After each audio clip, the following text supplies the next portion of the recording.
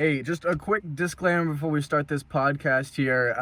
We just wanted to let you guys know that this episode was filmed back in April, and this was supposed to be released on Dolores Huerta Day, but because of scheduling conflicts and because we're lazy, scheduling just messed things up, and so that's why this episode is released today.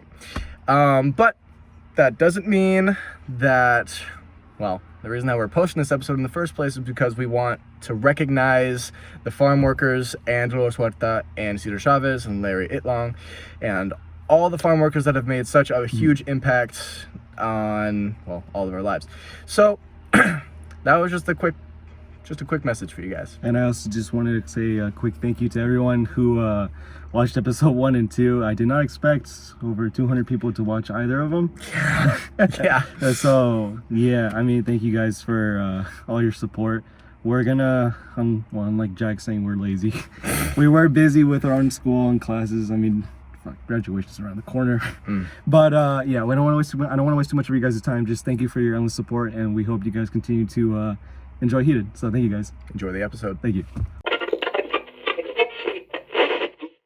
And welcome, ladies and gentlemen, to the Heated Podcast, where we educate you on heated topics.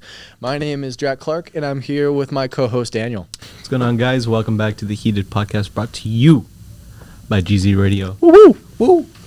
All right, guys. Well, by the time this gets out, it should be in submitted around April. Hopefully, we did it around April. Something like that. Yeah.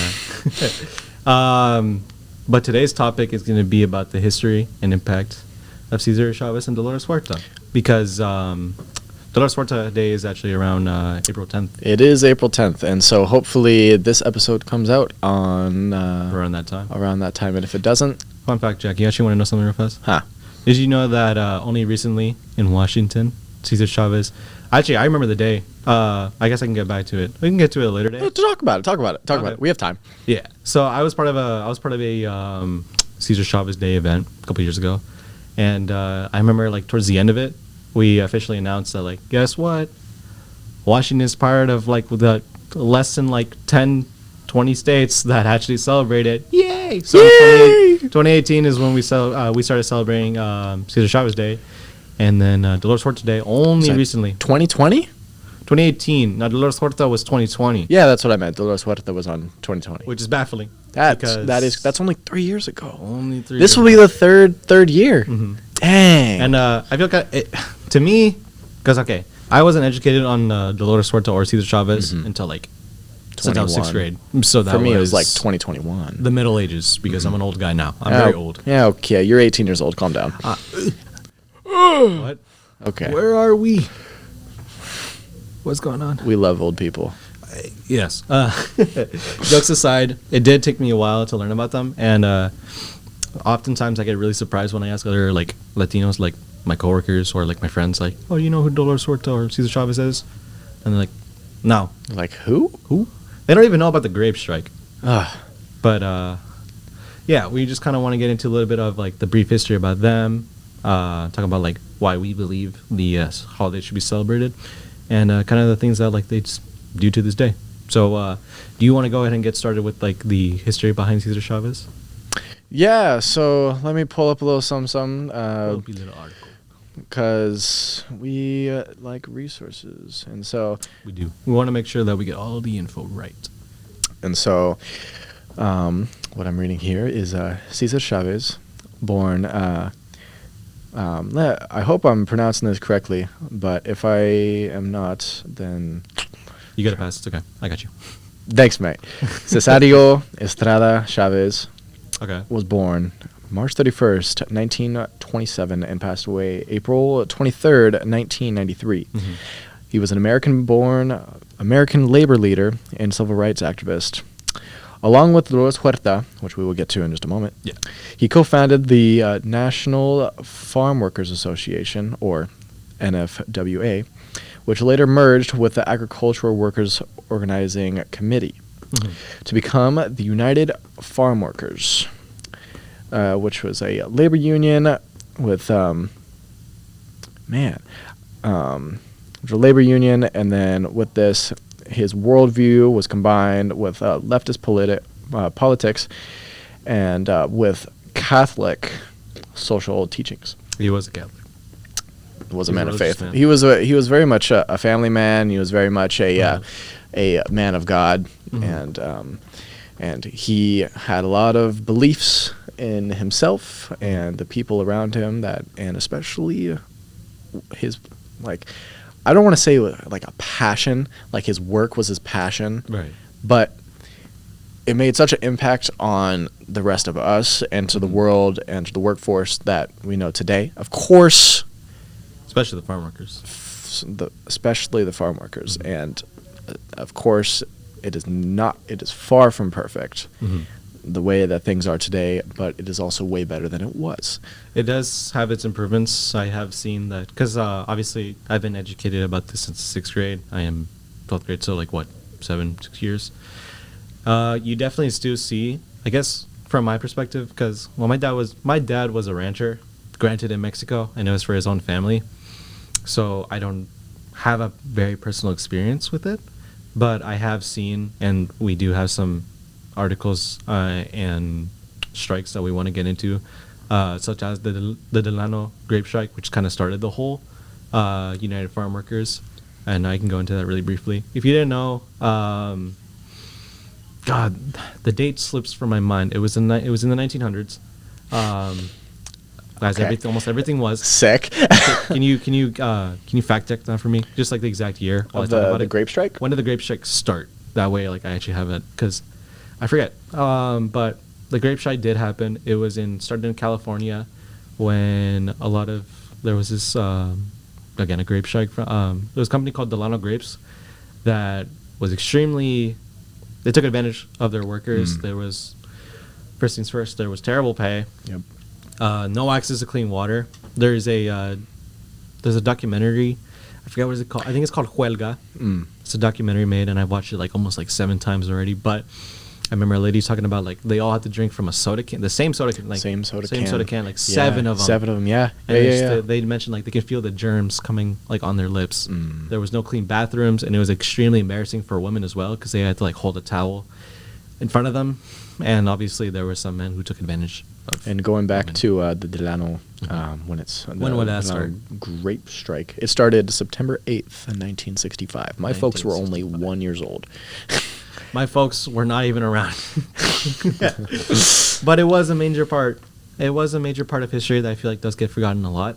Hell, I mean, they took the strike all the way up to Canada. Wow, yeah. There was a lot of protests going up in Canada as well, as in per the documentary again, Huelga, I believe is the name of it.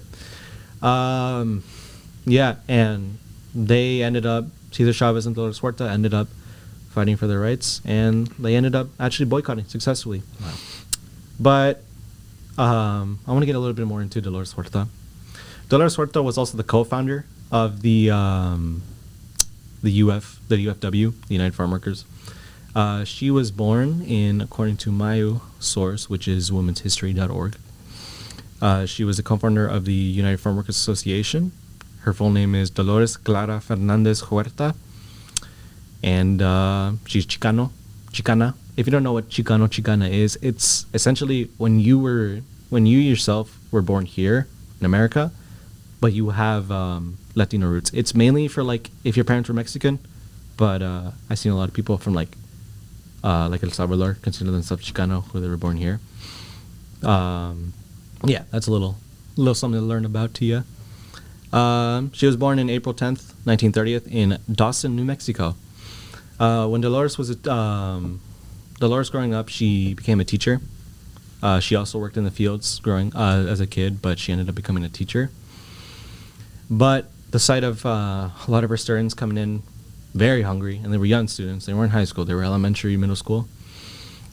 The sight of them coming in very hungry and unable to learn, it provoked her to make a change for the world. And I think it was very beautiful because going back to parents, my mom was also a teacher, and she also tries her hardest to make sure that her students are successful even out of the classroom. So that kind of really hit close to me hearing that about her. And that's how she kind of just met Cesar Chavez, and that's how they co-founded the United Farm Workers Union. But that's a bit of history about the two activists. I love them both to death. I think they're a great inspiration in my life about like, trying my best to become a great leader. Maybe I don't do boycotting like they did, and I definitely don't know the struggles of farm working and underpayment. But they do encourage me in my daily life to become the best leader that I can, especially for the Latin community. But Clark, obviously, as you and I know, and I'm sure even the audience knows, farm workers are nowhere near where they are. Like, they don't get the recognition that they deserve. Mm-hmm. And I feel like they're still like, yes, things have improved, but it's definitely not where it's at, like where it's supposed to be. Yeah, so as an example of exactly that, Dolores Huerta actually was on a King 5 segment last year. It was 2022, yeah? Yeah. Yeah, last year, I actually 2022. watched it live.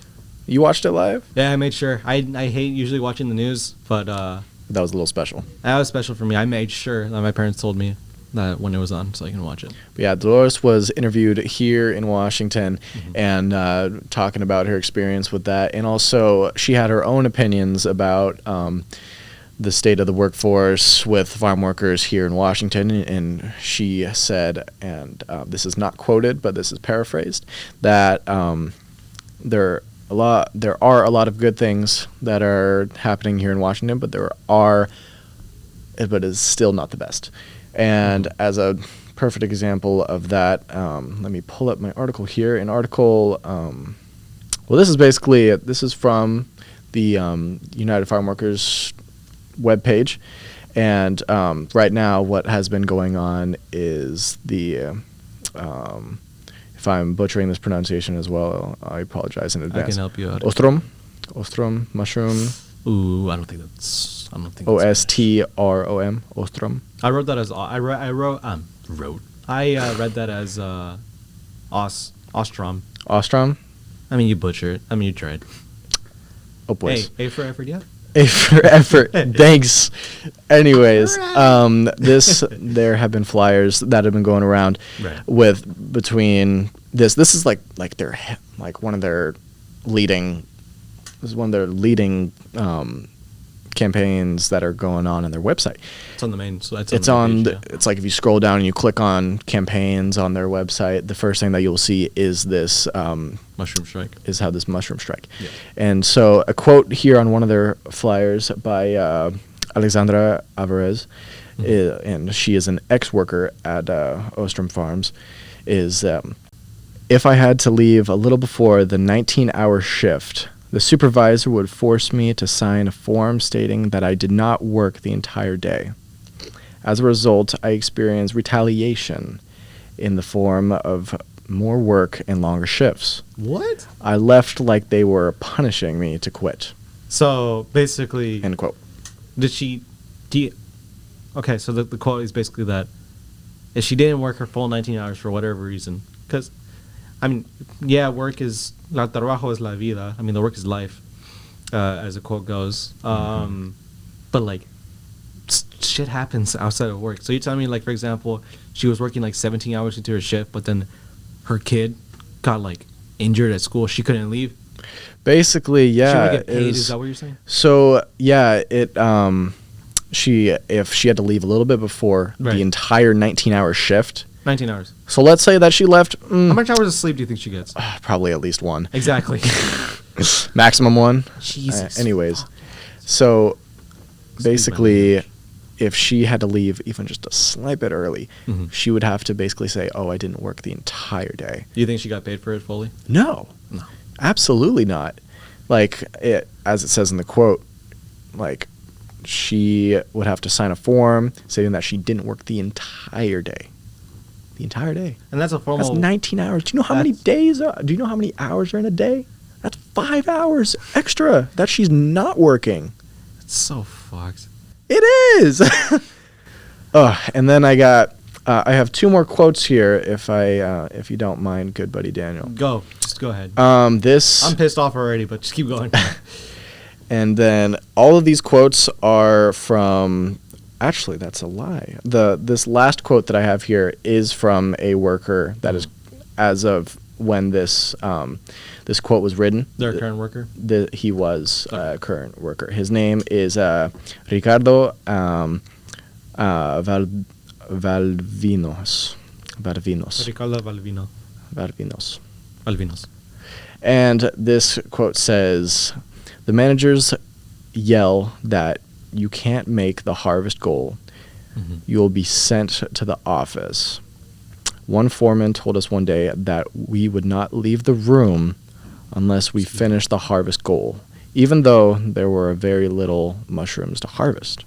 So they're basically being forced to work when there's nothing to even harvest or nothing to even like benefit. So they get punished for like things that they don't even have control over. They don't have control over. So they will never reach their goal, and they're punished because of stuff that's happening. That's a prime example of scapegoating. Nature. That's like, That's so.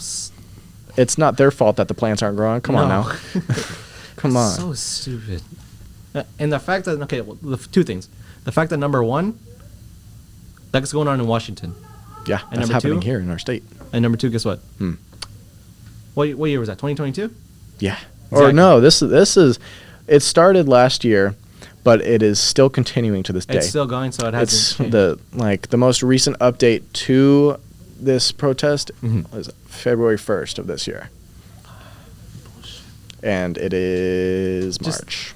It rubs me the wrong way how they always treat like people, like I guess you can say my people who look like me, people from the same cultures, and even other people as well. Like I'll get into it in a brief minute, but like just people in general, farm workers who have nowhere else to go, and the fact that they don't even get a cut of that food, like they barely get a cut of like any of that, of the check of like how much the food is getting. They don't even get to take the food home. It just all goes to the All goes to goes grocery stores and so- produce and things, and that they work all these hours and don't benefit from it No. whatsoever. all the work with so little pay, Mm-hmm. and that's not fair No, at all. not at all. No. But fortunately I know that, we're nowhere where we wanted to be. We're far from perfect, and I hope that, hopefully I'm still around when it's, they could see their representation that they need. But they're not alone, these farm workers. They have a great and beautiful union that we've talked about, that we have mentioned, which is, again, the United Farm Workers. Now, the United Farm Workers, like we've mentioned, it was founded by Dolores Huerta and Cesar Chavez. I actually have it on it's on their About Us. If you go on the source, uwf.org, it's on their About Us. It says that they began in the early 1960s, which is around when the Delano strike started. And they said that they continue their activism in major agricultural sectors, chiefly in California, and that was because, again, the Delano strike started in California. And the UWF contract agreements protects thousands of vegetable, berry, winery even, tomato, and dairy workers in California, Oregon, and Washington State. And they also even go about the mushrooms, but this is in California, saying that more than 75% of the California's fresh mushroom industry is now under union contract. So as we can see, they're doing their best. They're a union, right? And they're going against a bunch of businesses. They're going against a bunch of private owners, private greedy owners. I want to put emphasis on that. By going against this, and they're working their hardest, as they did for the Delano strike. And they could, I don't know how to describe it, because they don't have the same popularity as they did during the Delano strike. Again, because there was boycotting. The boycotting went all the way up to California. And as I mentioned from my previous experience, not many people talk about the UWF. They don't talk about farm workers. And not a lot of people our age, maybe a little older than us, they don't even know who Dolores Huerta or Cesar Chavez is. When, their foundation, I know Cesar Chavez is gone, and Dolores Huerta, she's 93, 90, she's pushing on 90. She's older than 90, I know that for sure. Yeah. I want to say that she's 98. Well, I have it because she was born in 1930, 70 years. I can do math. She is 93 years old. Okay, so She's 93 years old. And Oopsie obviously, daisies. she can't do it alone. No. But I don't know. I hope that this episode does like push the envelope that farm workers still do exist. Mhm. There are still plenty of problems going on with them that needs to be fixed. You know, yes, they have scheduled breaks now, and yes, sanitary like bathrooms and clean water, they have access to it. But it's not enough. We can always still do better for the people who pick our produce. You know, if you're watching this, if you're listening to this, and you're eating like a salad, hell, even a burger, just know like someone had to go out of their way to pick up the lettuce. Someone had to go out of the way to get the wheat for your bread, the meat. Someone had to go ahead and do stuff to the cow. Okay. It's a job. Okay. It is a job. It is Dairy a as job. well. You know, Yep. that gallon of milk in your fridge, Mm. that cheese. If you're vegan, I can't think of anything What? dairy. You say you have a block of cheese if you're vegan. You don't have if you're dairy, I don't know any. If you're vegan, I don't know any dairy products, vegetables. Think about the tomato that someone picked. Someone picked that, and it's in your fridge. And I'm not saying that like you have to praise the tomato. Please don't. It'd be pretty weird. But just think about it. Like someone picked that up for you. And I think that's kind of like why we should celebrate Cesar Chavez Day and Dolores Huerta Day. Like in California, they do such a great job. Like you actually get a day off of school because of it. Mm-hmm. And I know some people can be like, well, you know, kids don't care about farm workers. They just care about having a day off, which is true. You can argue that. But I think just in general, I'm glad that Washington finally understands that like farm workers do exist and that there are problems with it. And I hope that more states continue. I hope this becomes a national holiday that all 50 states celebrate. Mm-hmm. Because yeah, like not to sound like a broken record, but someone picked that up for you. Someone picked up that produce that you have sitting in your fridge, on your counter, on your pantry, wherever it's at. Someone picked it up, even in the grocery store. So if there's anything to take away from this episode, is celebrate Cesar Chavez and Dolores Huerta. Understand of what they fought for. Understand what people are still fighting for to this day. Understand that you are not alone, and this fight has been happening for a very long time, and that it may even continue for, as you mentioned, it may continue till maybe when you and I are gone. Mm-hmm. I hope and pray to God It doesn't. that is not the case, and that we can actually finally see a change of reasonable, fair working conditions, pay, all that, because it is true. Yeah. Some of these are terrible things that have been going on Terrible for things happen to for good people. decades. Decades. And Daniel and I are here to spread that word, Mm-hmm. and to continue to push that forward about Cesar and Dolores. If you're a farm worker listening to this or watching this, just know that we see you and we appreciate everything that you do for us.